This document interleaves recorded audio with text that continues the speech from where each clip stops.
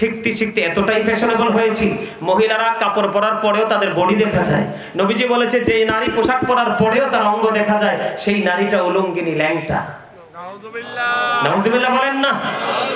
আছে না নাই? আরে যারা বলেন এগুলো দেখে বাচ্চার দরকার আছে না নাই? আরে যারে জিন্স প্যান্ট পরা যাবে না? পড়তে পারবেন? পারবেন না কেন? যদি আপনি ওই সিস্টেমে বানাতে পারেন, আপনার পছন্দ, আমার কোনো সমস্যা নাই। এই দিক দিয়ে নাভি বরাবর, নিচের দিক দিয়ে টাকনোর উপরে। বুখারী শরীফের মধ্যে ছোট্ট একটা হাদিস বন্ধ নিজের চোখে দেখে একাধিকবার পড়েছি। আপনার আমার প্রাণের নবী জানিয়ে দিয়েছে, টাকনোর নিচে যেই ব্যক্তি ইচ্ছে করে করে পোশাক পরবে রে, সে যত বড়ই বুজুর্গ, যত বড়ই নামাজি হোক, তার ঠিকানা হলো ওই হেল। You have to go to hell, চলে যেতে হবে জাহান্নামে, বাঁচতে পারবা না, বাঁচতে পারবা না। আর আজকের পর থেকে যদি ওই প্যান্টটাকে, ওই পোশাকটাকে বয়কট করতে পারো, আল্লাহ বলবে you go to paradise, জান্নাতে চলে যাও। সুবহানাল্লাহ বলেন। দেখেন, ইসলাম কোনো কিছু গ্যাপ রাখে নাই, ফাঁক রাখে নাই। আবু বকর সিদ্দিক রাদিয়াল্লাহু তাআলা একদিন আমার নবীকে ডেকে ডেকে বললেন, নবী গো, ও প্রাণের নবী, আমার পোশাকটা তো মাঝে মাঝে টাকনুর নিচে চলে যায়, যখন চলে যায় আমি আবার এটাকে তাড়াতাড়ি করে উপরে উঠাইয়ে ফেলি। ইয়া রাসূলুল্লাহ, আমি কি সেটার জন্য সাজার আওতায় আসবো গো? আমার নবীজি বললেন, না রে না আবু বকর, না। যেই ব্যক্তিটা চলে যাওয়ার সাথে সাথে আল্লাহকে ভয় করবে, কি করবে? আল্লাহকে ভয় করবে, ওই হাসরের দিনে জবাব দিতে হবে। যেই কোনো নোংরামি থেকে সে বিচারের কথা মনে করে ভয় অন্তরে সঞ্চার করে সে অপরাধ থেকে বেঁচে থাকবে। আমার নবীজি জানিয়ে দিয়েছেন, আল্লাহর কোরআন সাক্ষী দিয়েছে, তার জন্য আবার আল্লাহ দুইটা জান্নাত বরাদ্দ করে দিয়েছে।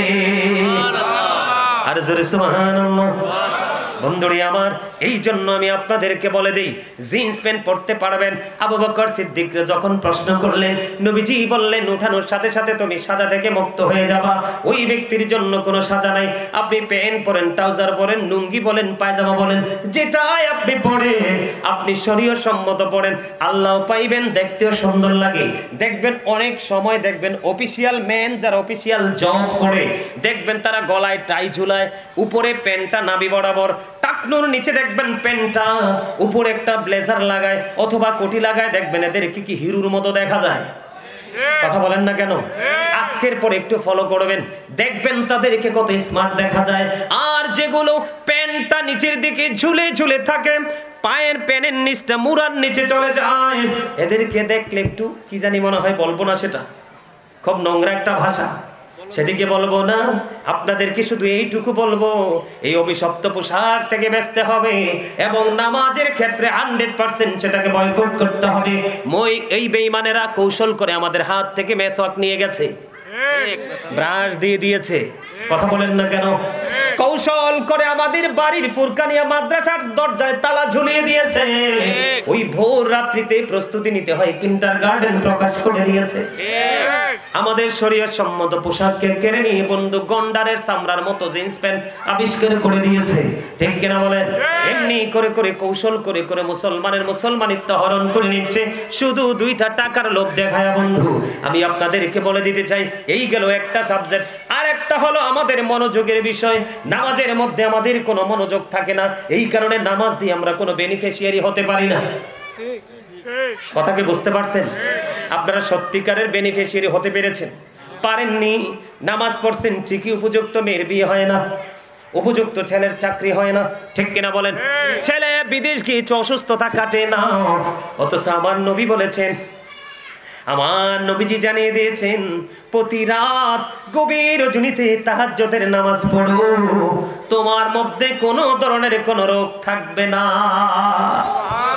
আল্লাহর কাছে সবচেয়ে বেশি প্রিয় হলো দাউদ আলাইহিস সালামের নামাজ। আল্লাহর কাছে সবচেয়ে বেশি প্রিয় রোজা হলো হযরত দাউদ আলাইহিস সালামের রোজা। আপনারা জানেন না, হযরত দাউদ আলাইহিস সালাম 1/6 সময় শুধু রাত্রে ঘুমাতো, আর 5ম সময় পর্যন্ত তিনি আল্লাহর গোলামিতে থাকতো। সুবহানাল্লাহ। আপনার আমার কি সেই ট্রেনিং আছে? আপনার আমার প্রাণের নবী নামাজে যখন দাঁড়াতো, পা মোবারক ফুলে লহু মোবারক বের হয়ে আসতো, তারপরেও তার নামাজ শেষ হতো না। এতটাই মনোযোগ ছিল বন্ধু। আমি আপনাদেরকে বলি, ইমাম বুখারীর নাম শুনছেননি? কে কে শুনছেন? সবাই। আল্লাহ রে আল্লাহ, কার কাছে এত ওয়াজ শোনাইলাম? 11:30, 10টায় ধরছি, 1.5 ঘন্টা হয়ে গেছে। কই যাইতাম কোন? আমার ওয়াজ কি তারা শোনে নাকি এনে বসে বসে অন্য কোথাও গেছে? আপনারা কি এখানে বসে মনটাকে অন্য কোথাও পাঠাইছেন হানিমুনের জন্য, নাকি মনও এখানে আছে? মনের বাজার আইতাছি, একটু অপেক্ষা করেন, একটু।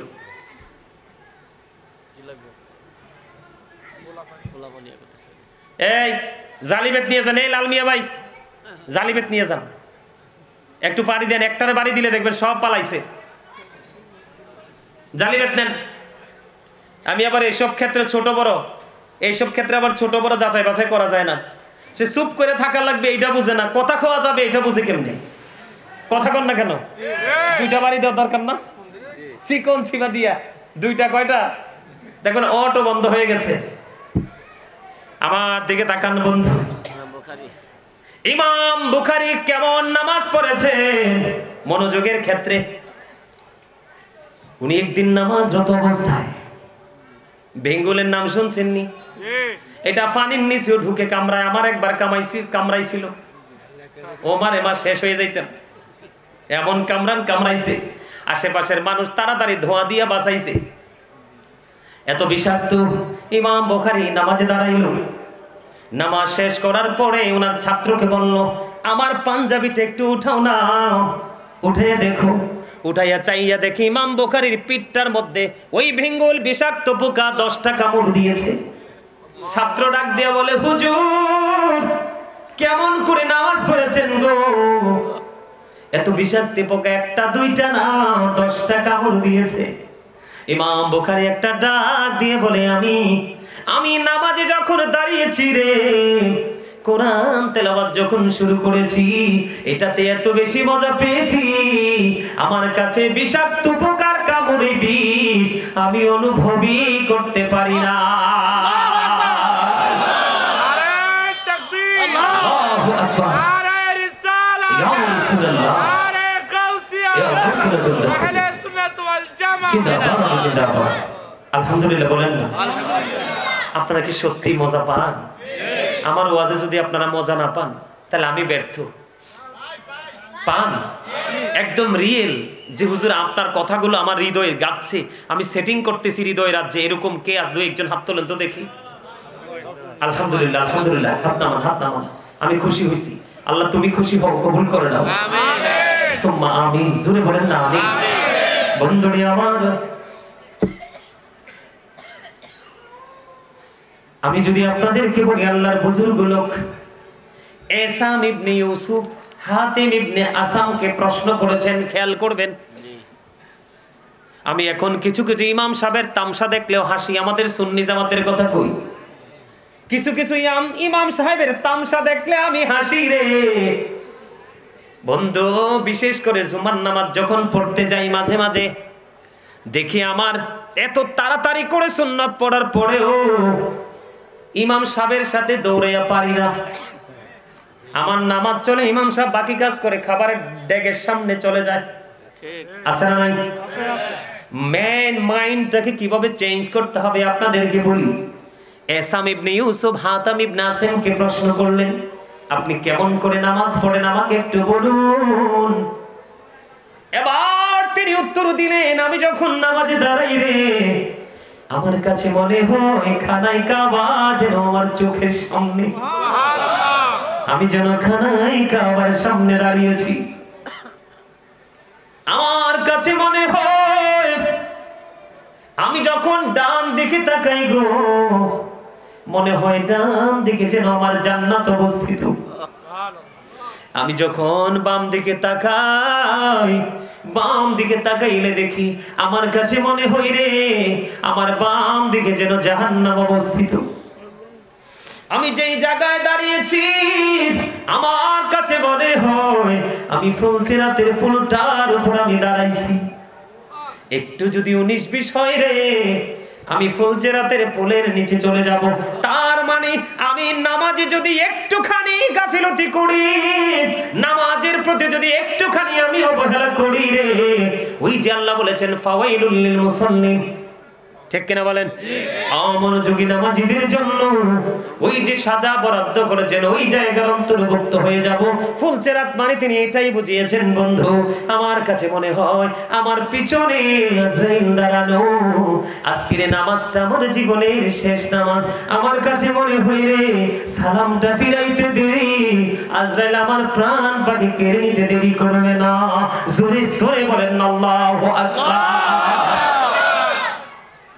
আমরা কয়জন এইভাবে নামাজ পড়তে পারি?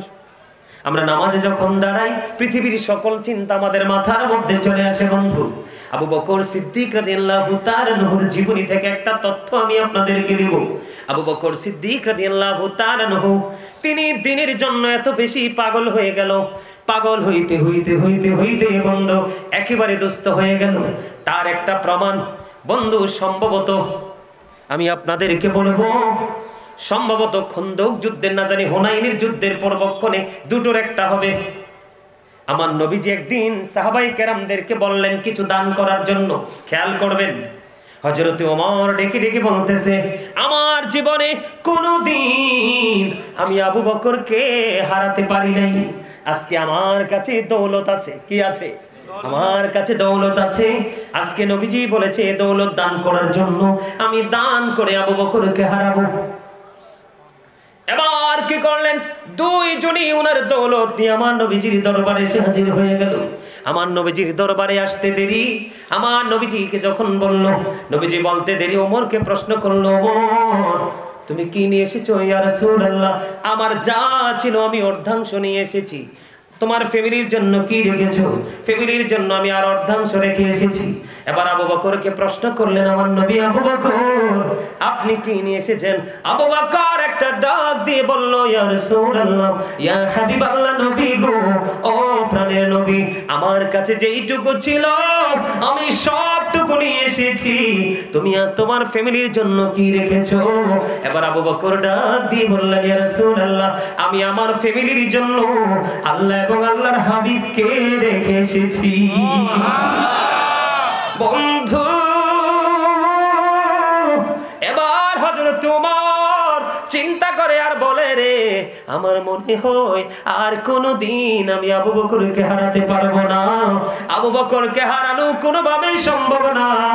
হিজরতের রাত্রিতে আমার নবী গভীর রজনীতে একটা টোকা দিতে দেরি রে, দরজাটা খুলতে দেরি নাই। আমার নবীজি বলেছিল, রে আবু বকর কেমন করে সম্ভব? এই গভীর রজনীতে একটা টোকা মাত্র দিলাম, একটা টোকা দিতে দেরি রে, তুমি দরজাটা খুলতে দেরি করলা না রে আবু বকর, এটা কেমন করে সম্ভব? এবার আবু বকর একটা ডাক দিয়ে বললেন, নবী গো, ও প্রাণের নবী, ইয়া রাসূলুল্লাহ, ইয়া হাবিবাল্লাহ, নবী গো, যেদিন আমি শুনেছি আপনাকে নিয়ে আমি হিজরত করব, আপনি আমাকে নিয়ে হিজরত করবেন, সেদিন থেকে আমি আর বিছানায় পিঠটা লাগাই না। জোরে জোরে বলেন না সুবহানাল্লাহ। বন্ধু সেই নবীর উম্মত আমরা রে, নবীর সাথে প্রেম করতে পারি নাই। আবু বকর যেমনি প্রেম করেছে আমার আল্লাহর সাথে, তেমনি প্রেম করেছে আমার প্রাণের নবীর সাথে। আপনাদেরকে আমি বলি, আবু বকর দান করতে করতে শেষ হয়ে গেল বন্ধু। শেষ যখন হয়ে গেল, এবার আবু বকর কি করলেন? একেবারে দুস্থ হয়ে গেল। নামাজের সময় হয়ে গেল, একদিন আজান হয়ে গেল, নবীজি মসজিদে অবস্থান করতেছে, কিন্তু আবু বকর তো এখনো আসে না।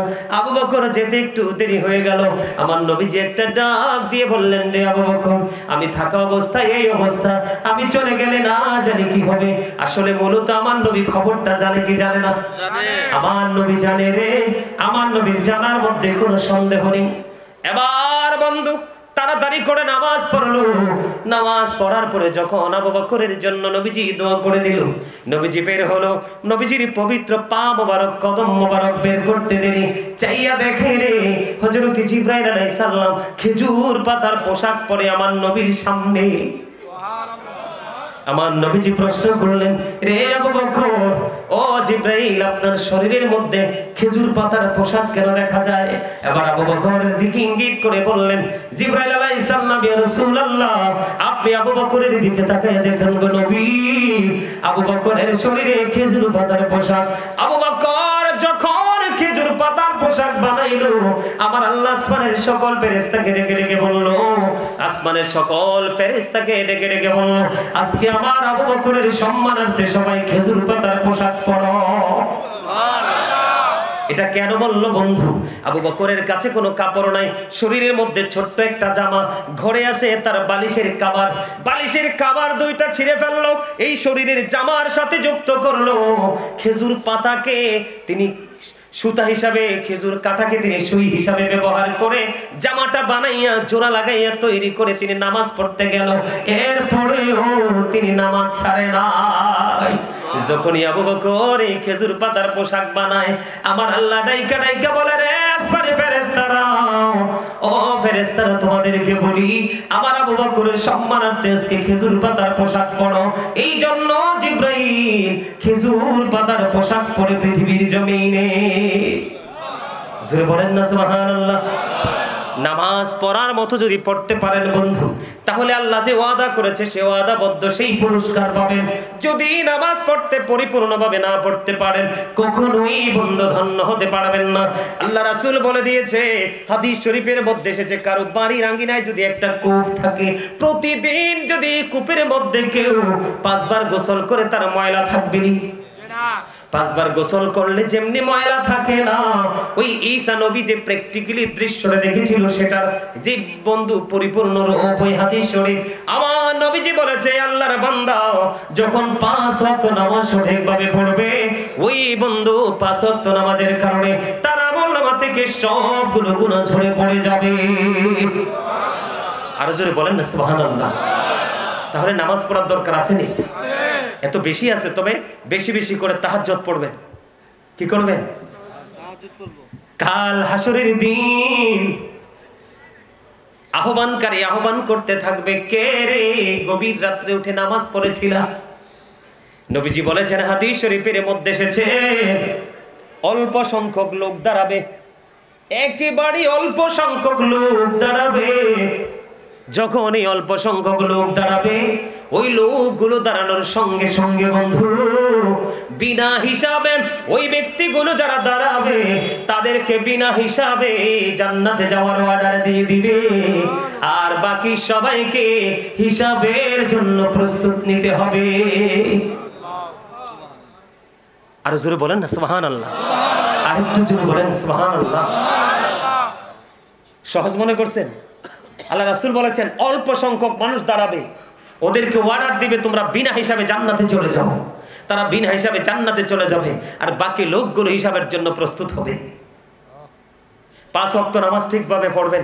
আসছে সামনে রমজান, রমজানের রোজাগুলো বেশি বেশি করে পড়বেন, আর বেশি বেশি করে নফল নামাজ পড়বেন। মানুষের জীবনে অনেক কারণে কিন্তু ফরজ ইবাদত ছুটে যায়। যখন এই ফরজ ছুটে যাবে, ঘাটতি দেখা যাবে, তখন আল্লাহ রাব্বুল আমিন বলবে, আমার বান্দার নফল ইবাদত দিয়ে সেটা ফিল আপ করে দাও।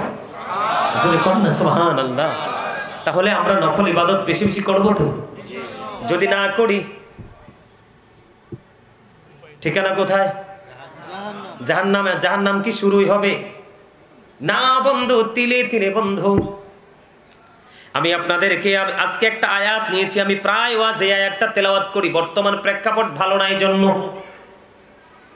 আল্লাহ রাব্বুল আলামিন বলেছেন, ইয়া আইয়ুহাল্লাযীনা আমানু কু আনফুসাকুম ওয়া আহলিকুম নার। আল্লাহ রাব্বুল আলামিন বলে দিয়েছেন, O believers, save yourself and your families from the fire.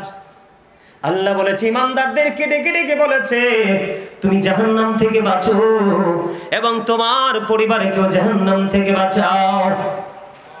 আল্লাহু আকবার বলেন না? আল্লাহু আকবার। আরো জোরে বলেন আল্লাহ। আল্লাহ বলেছেন, ইয়া আইয়ুহান নাসু তাকু রাব্বাকুম ইন্না যালজালাতিস সাআতি শাইউন আযীম।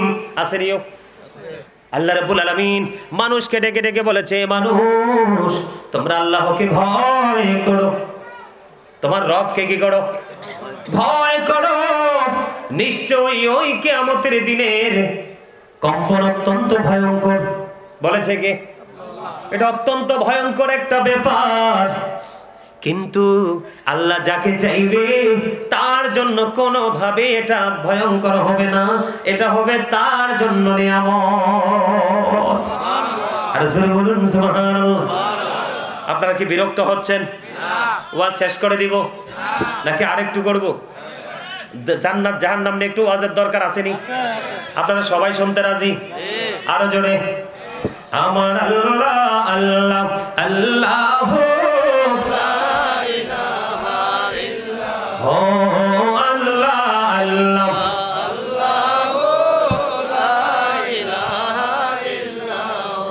না একটি বইছে না অন কাছাকাছি ইমান তো কাছাকাছি থাকলে হয় না, 100% হইতে হয়, না হয় একবারে না থাকতে হয়। কথা কর না কেন? এই আমার দিকে তাকান। মরার পরে ঠিকানা কোথায়? কবরে যাইতে হলে তো পৃথিবীতে সিস্টেমটা শুরু হয়ে যায়। ওই যে আপনাদেরকে বলেছিলাম এই জগতে ঢুকতে হলে শুরুটা এইভাবে করতে হয়, তাহলে সুন্দর হয়, মানে বুঝতে কোনো অসুবিধা হয় না। আমার দিকে তাকান। জীবন আর মরণের মধ্যে পার্থক্যটা আমি একটা বুঝাই। আপনারা যারা আমরা যারা এখানে সবাই আছি মানুষ। কি আমার কথা কয় না? জোরে কন। আমি না একটু আগে বলছি হয় কৃপণ না হয় হিংসুক অহংকারী। আল্লাহ কিপটা মানুষও দেখতে পারে না, অহংকারীও। আপনারা জানেননি অহংকারীকে কাল কিয়ামতের ময়দানে ছোট্ট ছোট্ট পিপিলিকা বানানো হবে। অপমান তাদের চারপাশে ঘেরাও করে ফেলবে।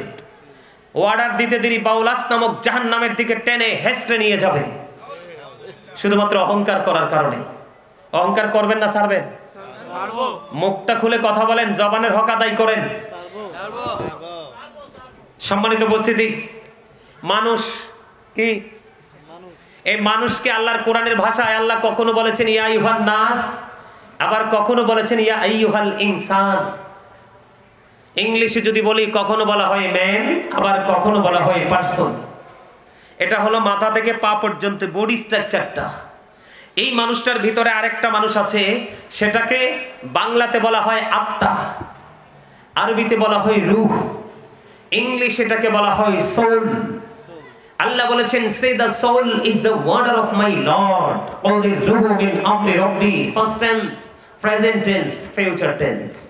আলবে আরোহা ফার্স্ট টেন্স, পৃথিবী present tense, future.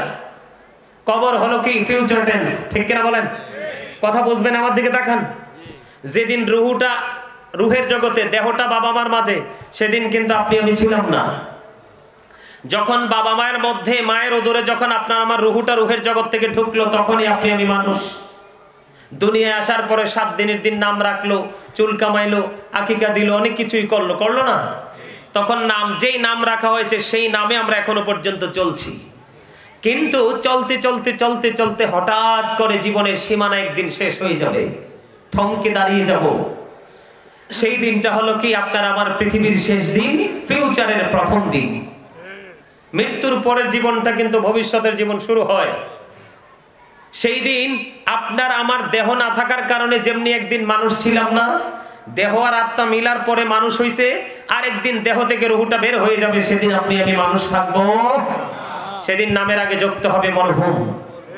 I am dead, you are dead. আপনি আমি আমরা সবাই মৃত। কি বন্ধুরে আমার, মরার পরে ঠিকানা হলো কবর।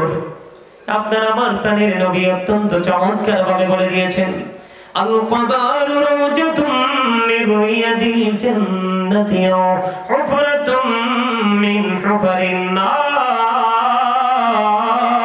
আল্লাহু আকবার। কবরটা জান্নাতের একটা বাগান হবে, জাহান্নামের একটা গর্ত হবে। একটা সম্প্রদায়ের জন্য কবর হবে জান্নাত, আর 2টা সম্প্রদায়ের জন্য কবর হবে জাহান্নাম। কি কথা বলেন না কেন? কবর হবে জাহান্নাম। বন্ধুরে আমার, কবরের মধ্যে 3টা রূপ হবে। কয়টা? 3টা রূপ হবে। এর মধ্যে প্রথম রূপ হলো মুমিনের। অনেকগুলো হাদিস আছে, সময় আমি 12টার মধ্যে ভাবছি 2 ঘন্টার মধ্যে সব শেষ করব। মিলাদ কিয়াম ওয়াজেন ওয়াজই শেষ হইছে না, 2 ঘন্টা শেষ চলবে আরো। বন্ধুরে আমার, সময়ের দিকে আমি তাকাবো না, আরেকটু আলোচনা করব, মন দিয়ে শুনবেন প্লিজ, যাবেন না কেউ। মাহফিলটা আগামীকালকে আর হবে না। আর হলেও বন্ধু এরকম ভাবে শক্ত হয়ে বসে বসে আলোচনা করার লোক বাংলাদেশে খুবই কম আছে। কথা বলেন না কেন? প্রোগ্রাম রাখবে 3টা। কয়টা? কোন জায়গায় বন্ধু মানুষ হেদায়েত হয় না, হয় কথা কন না কেন? আমি চাইলে দৈনিক 4টা রাখতে পারি, কিন্তু এখানে 4টা আমি রাখতে পারবো ঠিকই। পৃথিবীর কিছু অর্থ আসবে, তবে কিছুদিন, একটা সময় চিরদিনের জন্য সেটা। বন্ধুরে আমার, আমি আপনাদেরকে বলি, কবর যখন যাওয়া হবে রে, কালো বর্ণের নীল চক্ষু বিশিষ্ট 2জন ফেরেশতা আসবে। একজনের নাম হলো মুনকার, আরেকজনের নাম হলো নাকির। এরা আপনাকে এসে প্রশ্ন করবে। প্রশ্ন করার পরে মুমিন উত্তর দিয়ে দিবে। মুমিন খুব কনফিডেন্সলি উত্তর দিবে। বলার পরে কবরে তোমাদের মাঝে যিনি এসেছিল তিনি কে? মুমিন উত্তর দিয়ে দিবে, তিনি হলেন আল্লাহর প্রিয় বান্দা এবং রাসূলের সাক্ষী দিয়েছি। তুমি এটা কেমন করে জানলা? এটা কিতাব পড়ে জেনেছি। সঙ্গে সঙ্গে গায়েব থেকে আওয়াজ আসবে, আমার বান্দা যা বলেছে 100% সত্য বলেছে। বন্ধু কবরে উত্তরগুলো দিতে দেরি রে, আল্লাহ রাব্বুল আলামিন সঙ্গে সঙ্গে বলে দেবে। গায়েব থেকে আওয়াজ আসবে, দৈর্ঘ্য এবং প্রস্থে কবরটা 70 গুণ প্রশস্ত হয়ে যাবে। সুবহানাল্লাহ। ওয়াজে মন নাই? একটুখানির মধ্যেই ছেড়ে দিব, বিরক্ত হইেন না। নবীজির হাদিস স্পষ্ট, বিরক্ত করে মুসল্লিকে ওয়াজ চলবে বন্ধ করে নিষেধ করে দিয়েছে। বন্ধুনি আমার, দৈর্ঘ্য এবং প্রস্থে কবরটা 70 গুণ চওড়া হয়ে যাবে। নূরের আলোতে পুরো কবর বন্ধ নুরানি হয়ে যাবে রে। জান্নাতের পোশাক পরিয়ে দেওয়া হবে। তার কবর থেকে ওই যে জান্নাত, ওই জান্নাতের দিকে দরজাটা ওপেনিং করে দেওয়া হবে। এবং সবচেয়ে বড় মজার খবর, আল্লাহ রাব্বুল আলামিন কোরআনে বলে দিয়েছেন, ইনদা রাব্বিহিম ইউরযাকুন। আল্লাহ বলেছেন, দে রিসিভ ফুড ফ্রম আল্লাহ। ওই আল্লাহর প্রিয় লোকদের জন্য জান্নাতি খাবার আল্লাহ বরাদ্দ করে রেখেছে। এবার ওই মুমিন পৃথিবীতে ফিরে আসতে চাইবে। ফেরেশতারা দেখে বলবে, না না, তুমি আর পৃথিবীতে যেতে পারবে না। নতুন বরের মতো তুমি ঘুমিয়ে যাও। ওই পর্যন্ত তুমি ঘুমাইবা যেই পর্যন্ত না তোমার প্রিয়জন তোমাকে না ডাকবে। নতুন বর চোর হোক, ডাকাত হোক আর গুন্ডা হোক, যাই হোক, নতুন বরকে কিন্তু কেউ অপমান করে না। কথা বলেন, করে? আজকের দিনের জন্য সর্বোচ্চ সম্মানী, সর্বোচ্চ চেয়ার, সর্বোচ্চ প্লেট, সর্বোচ্চ রিসিপশন এবং সর্বোচ্চ ভাবে বিদায়। হাদিস শরীফের মধ্যে এসেছে, রাসূল বলবে, রাসূল জানিয়ে দিয়েছে, ফেরেশতারা বলবে, না না, তিনি ফিরে আসতে চাইবে। আপনজন কান্নাকাটি করতেছে, তাদেরকে থামানোর জন্য। ফেরেশতারা বলবে, না না, তোমার যাওয়ার কোনো প্রয়োজন নেই, কারণ তুমি নতুন বোর্ডের মতো তুমি ঘুমিয়ে যাও। এবার আসেন, ওই যে বলেছি বন্ধু, কপাল পোড়া 2টা দল। কয়টা দল? আল্লাহ কোরআনে বলেছে, উইদ্দাত লিল মুত্তাকিন, মুত্তাকিনদের জন্য জান্নাত বরাদ্দ। ওই মুত্তাকিন জান্নাত বরাদ্দ পেয়ে গেছে। এবার বন্ধু মুনাফিক, আল্লাহ কোরআনে বলেছে, ইন্নাল মুনাফিকিনা ফিদ দারকিল আসফালি মিনান নার, the hypocrites will be in the lowest place of hell. আল্লাহ বলেছেন, মুনাফিকরা জাহান্নামের একবারে সর্বনিম্ন স্তরে থাকবে। হাদিস শরীফের মধ্যে এসেছে, রাসূল বলেছেন, বিলিভার্স লাভ দ্য প্রফিট, ঈমানদাররা আমি নবীকে ভালোবাসবে, hypocrites don't love the profit, মুনাফিকরা আমি নবীকে ভালোবাসবে না। এবার হলো মুনাফিকের পালা। দেখবেন আমাদের মধ্যে কিছু মানুষ আছে, নবী সম্পর্কে কিছু তথ্য চাইলে সে ইনশিওর করে কিছু দেয় না, কয় হ্যাঁ যা বলে আমিও তা বলি। তার মানে যেই দিকে বৃষ্টি সেই দিকে ছাতা। কিন্তু বন্ধু, বৃষ্টি সব সময় যেই দিক থেকে বৃষ্টি আসে সেই দিকে ছাতা ধরা যায় না। কোন কোন সময় বন্ধু ছাতাটাকে ক্লোজ করতে হয়, বৃষ্টির পানিটা অনেক বেশি প্রয়োজন হয়, ঠিক কিনা বলে? বন্ধুরে আমার, মুনাফিককে যখন প্রশ্ন করা হবে, লা আদ্রি, আমি কিচ্ছু জানি না, ওই ব্যক্তি যেটা মনে করতো, অন্য সবাই যেটা মনে করতো, আমিও সেটা মনে করতাম। বন্ধু, এটা হলো মুনাফিক। আমার দিকে তাকান, মুনাফিক যখন উত্তরটা সঠিকভাবে দিতে পারবে না, আল্লাহ রাব্বুল আলামিন মাটিকে একটা ডাক দিয়ে বলবে, মাটি মাটি রে, এত শক্তভাবে তাকে তুমি চাপা দাও। মাটিটা তাকে এমন ভাবে চাপা দিবে বন্ধু, পাজরের একটা হাড় এক একটা হাড়ের মধ্যে ঢুকে যাবে। আওয়াজ করে বলুন না নাউজুবিল্লাহ। এই কিন্তু এই যে দেখেন, এই যে একটা আঙ্গুলের হাড়ের মধ্যে যদি আরেকটা আঙ্গুল ঢুকে যায়, হাড় সহ্য করা যাবে? একটা হাড় আর একটা হাড়ের মধ্যে বন্ধু ঢুকে যাবে, এমনি ভাবে অনন্তকাল সেই চলতেই থাকবে। জোরে জোরে কন্যা নাউজুবিল্লাহ। এবার আল্লাহ কোরআনে বলেছেন নালমোনা, আল্লাহ রাব্বুল আলামিন বলেছেন উইদ্দাত লিল কাফিরিন, কাফিরদের জন্য বরাদ্দ জাহান্নাম। কাফেরকে প্রশ্ন করতে দেরি, একবারে কনফিডেন্সলি বলবে সে কিচ্ছু জানে না। ওই কাফেরের কবরে বন্ধু থাকবে 99টা সাপ। কয়টা সাপ? 99টা সাপ প্রতিনিয়ত সবল মারতে থাকবে। একটা সাপ যদি পৃথিবীর দিকে তাকিয়ে একটা বার যদি একটা নিঃশ্বাস ফালায় রে, গোটা পৃথিবীর বাতাস বন্ধ, মাটি বিষাক্ত হয়ে যাবে। ওই সাপগুলো বন্ধ সবল মারতে থাকবে, দুঃখের মধ্যে থাকবে, যন্ত্রণার মধ্যে থাকবে, চিৎকার করতে থাকবে। আল্লাহ বলে, বন্ধু বান্দা আমি তোমাদেরকে আগে সাবধান করেছিলাম। সূরা ইউনূস খুলে দেখো, আমি বলে দিয়েছি আমি আমার বান্দার উপর অত্যাচার করি না, বান্দা নিজে নিজের উপর অত্যাচার করে। আর এই অত্যাচারটা কেন করে? শুধু পৃথিবীর লোভ লালসায় পড়ে। সূরা আলে ইমরানের 185 নম্বর আয়াতের শেষ অংশে আমার আল্লাহ বলে দিয়েছেন, ওমাল হায়াতুদ দুনিয়া ইল্লা মাতাউল গুরুর। এই দুনিয়ার জীবনে, পৃথিবীর জীবনে একটা ধোঁকা, একটা প্রতারণা। এই প্রতারণায় পড়ে বন্ধু মানুষ নিজের উপর নিজে জুলুম করে। আল্লাহ বলেছেন আল্লাহু লা ইউহিব্বুজ জালিমিন, জালেমকে আল্লাহ পছন্দ করে না। ওমা লিজ জালিমিনা মিন আনসার, জালেম যখন বিপদে পড়ে আল্লাহ তার জন্য কোনো সাহায্যকারী রাখে না। আল্লাহও বলেছেন ইন্না বাতুশা রাব্বিকা লাশাদীদ। আল্লাহ রাব্বুল আলামিন তিনি বলে দিয়েছেন আল্লাহর ধরা খুব শক্ত, আল্লাহর পাকড়াও বড় কঠিন। আল্লাহ বলেছেন এখানে শুধু ক্ষান্ত নয়, আল্লাহর বলেছেন ইন্নাল্লাহা সারিউল হিসাব, আল্লাহ is quick to take account, আল্লাহ হিসাব গ্রহণে অত্যন্ত তৎপর।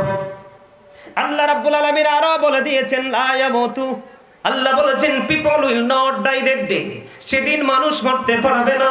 আল্লাহ বলেছেন ফিহা ওয়ালা ইয়াহিয়া, সেদিন মানুষ বাঁচতেও পারবে না। People will not be able to live that day, সেদিন মানুষ বাঁচতেও পারবে না। আল্লাহ বলেছেন ওমা হুমান হাবিয়িন, people will not be able to escape that day, সেদিন মানুষ সেখান থেকে পালাইতেও পারবে না। ধরবে খুবই শক্তভাবে, হিসাব নেবে খুব শক্তভাবে, বাঁচতেও পারবে না, মরতেও পারবে না, পালাতেও পারবে না। তোমাদেরকে বন্ধু আরেকটা কথা বলে যাই, পৃথিবীর সিসি ক্যামেরা দেখলে তোমরা ভয় পাও, কিন্তু চিরস্থায়ী সিসি ক্যামেরা দুইটা তোমার সঙ্গে, সেটার খবর তুমি একবারও রাখো না। সূরা কোরআন শরীফের 30 পারায় সূরা ইনফিতর আল্লাহ রাব্বুল আলামিন বলে দিয়েছেন ওয়া ইদাল কুবুর বুসিরাত আলিমাত নাফসুম মা কদ্দামাত ওয়া আখরাত। জুরি জুরি বলুন আল্লাহু আকবার। কবরটা যখন ওপেন হয়ে যাবে বন্ধু, প্রত্যেকেই তোমরা দেখতে পারবে, জানতে পারবে, আমরা সবাই বন্ধু জানতে পারবো সে কি করেছে আর কি করেনি। লুকানোর কোনো সুযোগ আসেনি। এতটা ভয়ঙ্কর হবে বন্ধু ওই দিন। কবরের পরের বন্ধু জীবন চলে যাবে, কিন্তু ওই ব্যক্তিদের মৃত্যুটাও হবে অত্যন্ত ভয়ঙ্কর। একটা কাঁটাযুক্ত লোহার শলা পেটের মধ্যে ঢুকাইয়া মোচড় দিয়ে দিয়ে টান দিলে যেমনি টুকরো টুকরো করে ছিঁড়ে ছিঁড়ে আসবে, ক্ষত বিক্ষত হয়ে আসবে, ওই ব্যক্তির মৃত্যুটাও এমন হবে রে। ওই ব্যক্তির মৃত্যুটা অত্যন্ত মর্মান্তিক হবে। শরীরের বিভিন্ন জায়গায় পালানোর চেষ্টা করবে, পালাইতে পারবে না। আজরাইল এত ভয়ঙ্কর এক মৃত্যু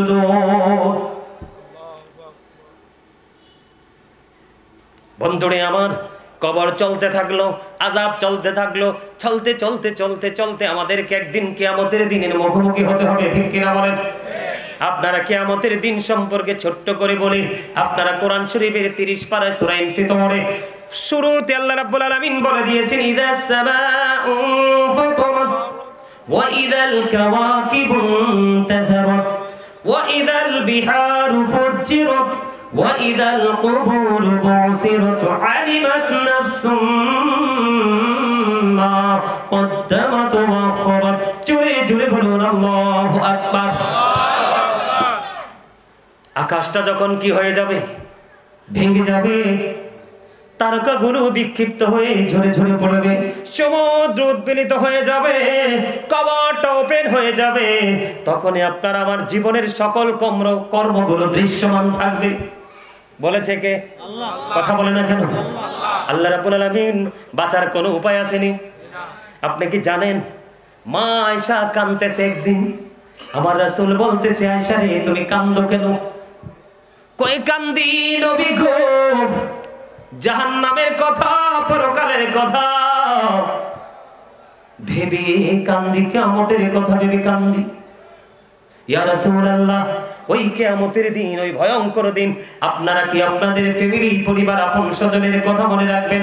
নবীজি জানিয়ে দিলেন তিনটা জায়গায় কেউ কারো কথা মনে রাখবে না। একটা হলো মিজানের কিনারায়, আরেকটা হলো ফুলসিরাতের কিনারায়, আরেকটা হলো আমলনামা পাওয়ার কিনারায়। জোরে জোরে বলেন আল্লাহু আকবার। আর জোরে বলেন না আল্লাহু আকবার।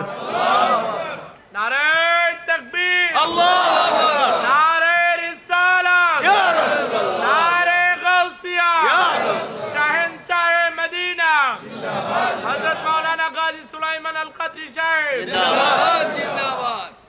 তিনটা জায়গায় কেউ কারো খবর রাখবে না রে। এই জায়গাগুলো বড় ভয়ঙ্কর। ফুলসিরাতের পুলটা 30,000 বছরের রাস্তা হবে রে। নিচের দিক দিয়ে আগুনটা উপরের দিকে, উপরের দিক থেকে আগুনটা নিচের দিকে। 30,000 বছরের রাস্তা চুলের চাইতে জীবন, হীরার চাইতে দাম। তুমি ফুলসিরাতের পুল যদি পার হইতে চাও, আমার নবীকে ভালোবেসে কন্টিনিউ দরুদ পড়তে থাকো। জিবরাইল কথা দিয়েছে, আমার একটা ডানা ফুলসিরাতের উপর প্রশস্ত বিস্তৃত করে দেব।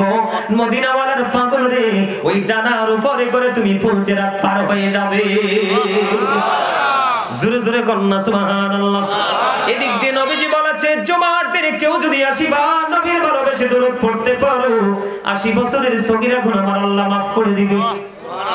দাইলামি শরীফের মধ্যে এসেছে হাদিস খানা, আমার আপনার প্রাণের নবী তিনি জানিয়ে দিয়েছে, মদিনাওয়ালার পাগল, বুড়া হোক আর জওয়ান হোক, অবন্ধু নারী হোক আর পুরুষ হোক, কেউ যদি নবীকে ভালোবেসে মাত্র প্রতিদিন 1000 বার যদি দরুদ পড়তে পারো গো, আমার নবী বলেছে জান্নাত না দেখা পর্যন্ত তোমার মরণ হবে না। নবীর সাথে থাকলে লাভ আর লাভ না? মজার মজা না? বন্ধুরে আমার, আমার নবীজি মা আয়েশা প্রশ্ন করলেন, ইয়া রাসূলুল্লাহ, নারী পুরুষ কি কিয়ামতের দিন উলঙ্গ থাকবে? এই দুনিয়ায় সবাই খতনা করা অবস্থা, ওখানে কিন্তু খতনাবিহীন অবস্থায় থাকবে। ইয়া রাসূলুল্লাহ, একজন কি আরেকজনের দিকে তাকাবে না গো? নবীজি বললেন, এত ভয়ঙ্কর হবে রে, এত ভয়ঙ্কর হবে, সেদিন কেউ কারো দিকে তাকাইবার কোনো সুযোগ থাকবে না। গর্ভবতী তার সন্তান প্রসবের আগে গর্ভপাত করে ফেলবে, সে বলতে পারবে না। একজন স্তন্যদায়ী, তিনি তার স্তন্যপায়ীর কথা বলে যাবে, মনে থাকবে না। এই বন্ধু আকাশ ভেঙে যাবে, তারকাগুলো বন্ধু ঝরে ঝরে পড়বে, বিক্ষিপ্ত হয়ে পড়বে, সমুদ্রটা উদ্বেলিত হয়ে যাবে, আসমানগুলো আল্লাহ রাব্বুল আলামিন গুটিয়ে নেবে, যেমনি ভাবে পৃথিবীর মানুষ লিখিত দপ্তরগুলো গুটিয়ে নেয়। এত ভয়ঙ্কর হবে, বন্ধু ঘামের মধ্যে ডুবে থাকবে মানুষ, সূর্যটা মাথার উপরে থাকবে, এত ভয়ঙ্কর, সহ্য করতে পারবা না। এখান থেকে বন্ধু হিসাবের জন্য প্রস্তুতি নিবা, হিসাব দিতে পারলা না, এত ভয়ঙ্কর অবস্থা হবে। আল্লাহর হাবিব জানিয়ে দিয়েছে, আগুনের সবচেয়ে বেশি কম আযাব হলো আগুনের এক জোড়া জুতা। পায়ে পরাইতে দেরি, মাথার মগজটা গোস্তের পাতিলের মতো টকবক করে উতরাইবে। ওই যে বলছি, বাঁচতেও পারবা না, মরতেও পারবা না, পালাইতেও পারবা না, ছুটতেও পারবা না, ধরাটা খুব শক্তভাবে সেদিন ধরা হবে। বন্ধু, জাহান্নাম এত ভয়ঙ্কর, এই পৃথিবীর বুকে খাওয়ার জন্য আমাদের দেশে অনেক মানুষ আছে জুয়া খেলে, আছে না নাই? এখন জুয়াও কিন্তু কমার্শিয়াল হয়ে গেছে, আপনারা জানেননি? মোবাইলটা দেন, দেখাই কত তারা চিনেনি কে বইটা? আপনারা চিনেন? এটা চিনেন? এটার নাম কি? ওমা গোমা, আমি তো এটার চিনি সাপ হিসাবে, বিষাক্ত সাপ। সব সাপের ছোবলে কিন্তু মেডিসিন আছে, এই সাপের ছোবলের মেডিসিন পৃথিবীতে নাই। এই সাপে যদি কাউকে কামড় দেয় চিরতরে শেষ, জীবনও শেষ, যৌবনও শেষ, ইমানও শেষ, আমলও শেষ। কথা কয় না কেন? জুয়া খেলেনি? আছে। জুয়া কি ভালো কাজ না খারাপ কাজ? আল্লাহ কোরআনে বলেছে ইন্নামাল খামরু ওয়াল মাইসিরু ওয়াল আনসাবু ওয়াল আজলামু রিজসুম মিন আমালিশ শাইতান। আল্লাহু আকবার। আল্লাহ কয় মদ, জুয়া, মূর্তি পূজা, ভাগ্য গণনা করা এগুলো ঘৃণ বস্তু, শয়তানের কাজ। জুয়ারে কিন্তু বউও চিনে না, জুয়া যে খেলে সে তার বউকেও চিনে না। জুয়ার টক যখন নেশা যখন আসবে, বউয়ের বিবাহের শাড়ি পর্যন্ত নিলামি দিতে দেরি করে না, বউয়ের কানের সোনা পর্যন্ত বিক্রি করতে দেরি করে না। সন্তানের সোনালী ভবিষ্যৎ অনিশ্চিত ভবিষ্যতের দিকে যায়।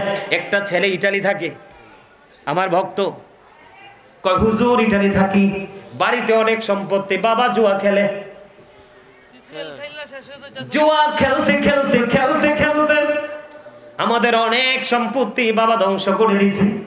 বাবাকে তো আঘাত করা যায় না, কোনো মানুষের কোনো কথা শোনে না। আর এখন তো বন্দুক বিভিন্ন খেলা নিয়ে মোবাইলে জুয়া খেলে, শেষ শেষ একবারে পথে বসে গেছে। অনেক মা বাবার চোখের পানির কোনো মূল্য তার সন্তানের কাছে নাই। আপনাদেরকে আমি আজকে বলে দেই, Satan is the eternal enemy of the believers. আল্লাহ কোরআনে বলেছেন ইন্না শাইতানা লাকুম আদুউন ফাত্তাখিযুহু আদুওয়া।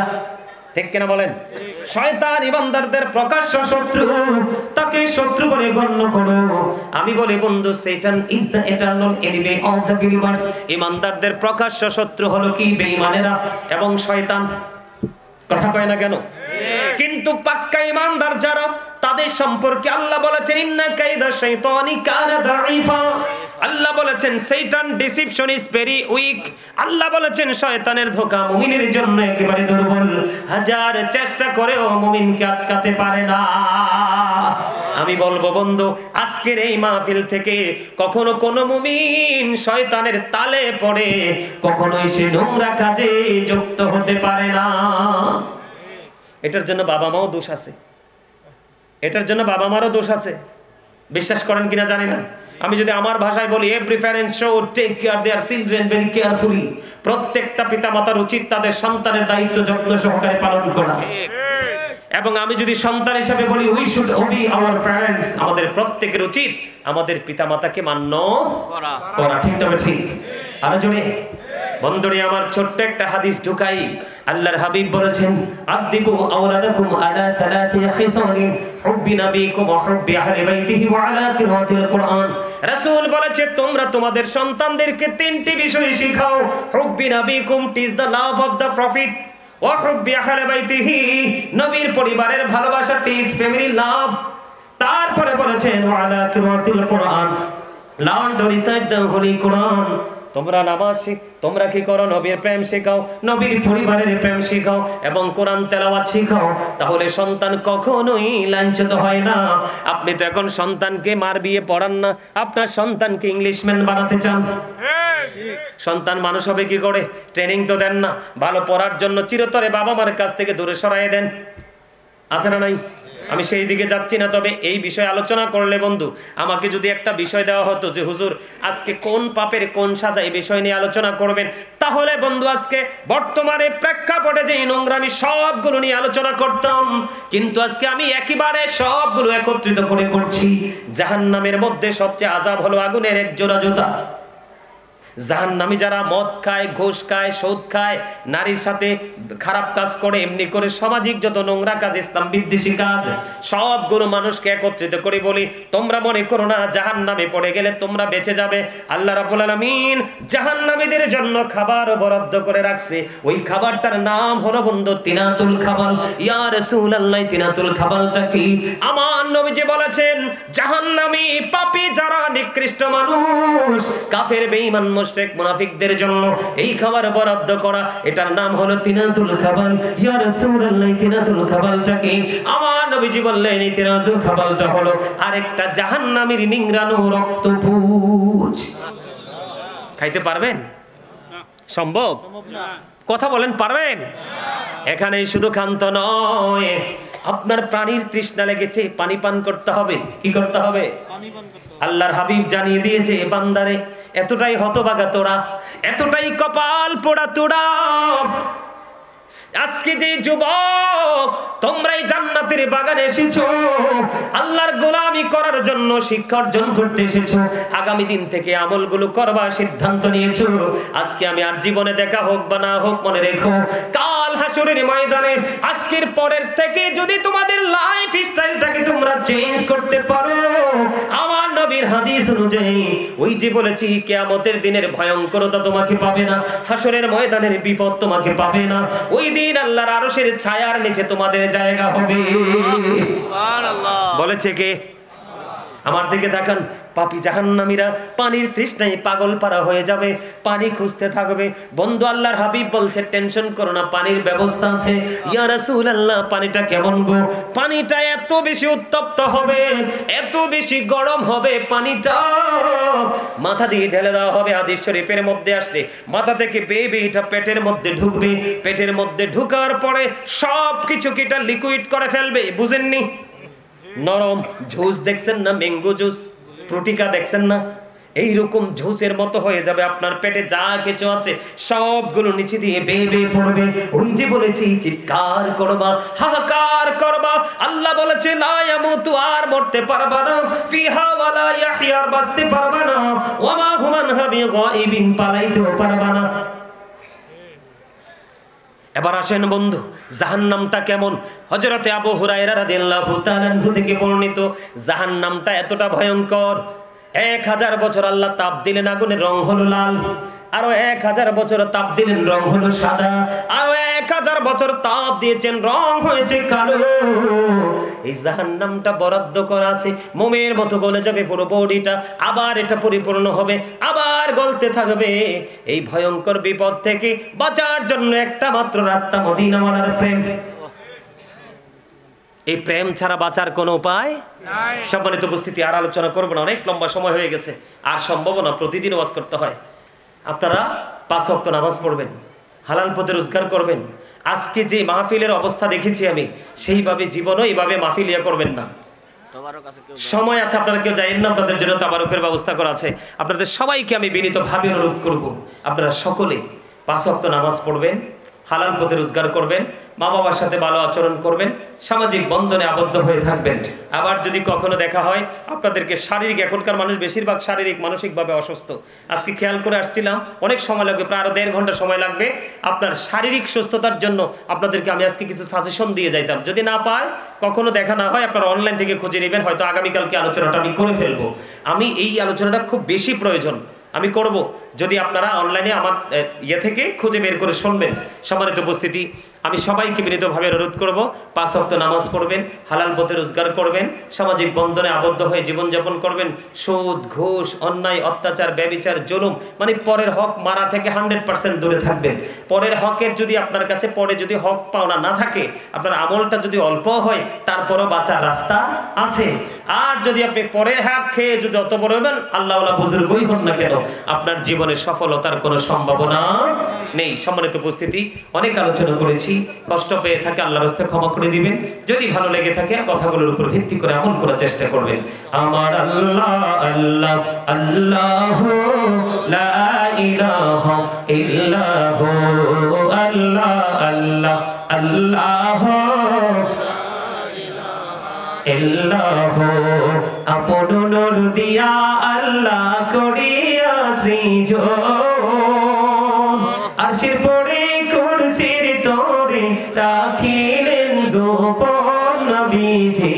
আল্লাহ আল্লাহ আল্লাহ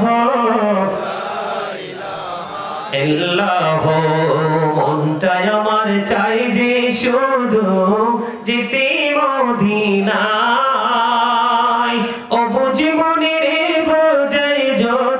সে তো বোঝে না নবীজি। আল্লাহ আল্লাহ আল্লাহ, লা ইলাহা ইল্লাহু, সশরীরে জিন্দা নবীজি সোনার মদিনায়। আসুন সবাই দাঁড়াইয়া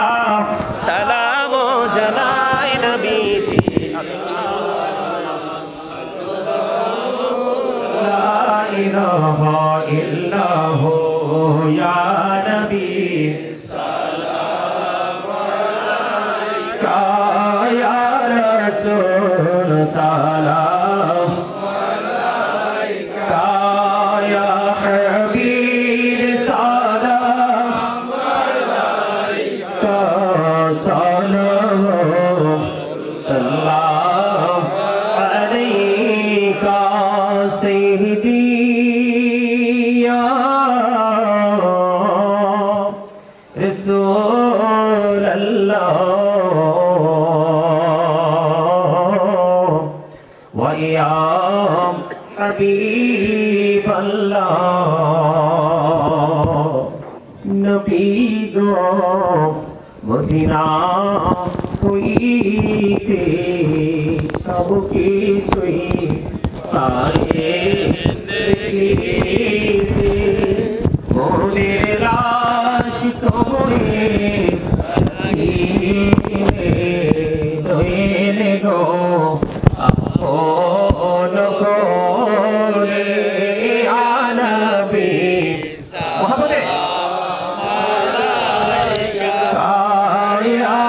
رسول سلام عليك يا حبيب سلام عليك سلام الله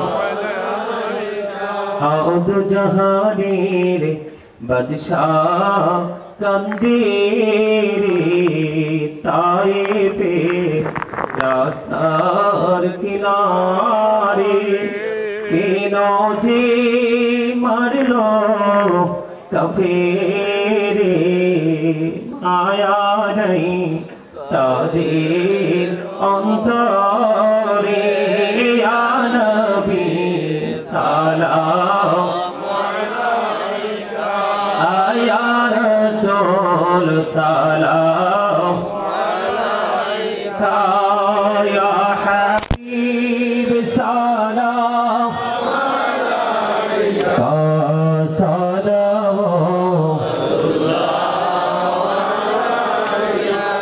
مصطفى جاری رحمت پیدا سلام محب میں ہدایت پیدا غوث आजम इमामतों का वन्नों का जलवाए शादी कुदरत पेला नाम मुस्तफा जारी कौसला मुझे बजवे हदायत पेला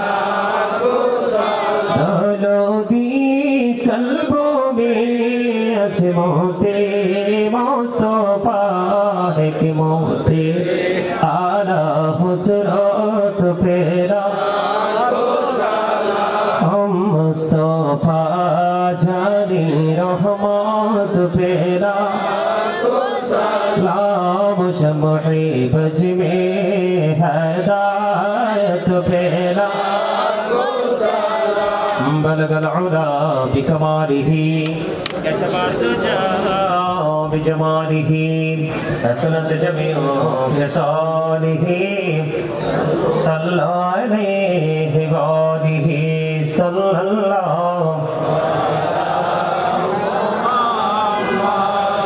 صلى الله عليه صلى الله محمد صلى الله الصلاة والسلام عليك رسول الله الصلاة والسلام عليك حبيب الله الصلاة والسلام عليك شافي المذنبين الصلاة والسلام عليك رحمة للعالمين الصلاة والسلام عليك يا نور الله وجهره الأول أرني بجمالك يا رسول الله أتر اللهم قبره الكريم بألف شجع من صلاة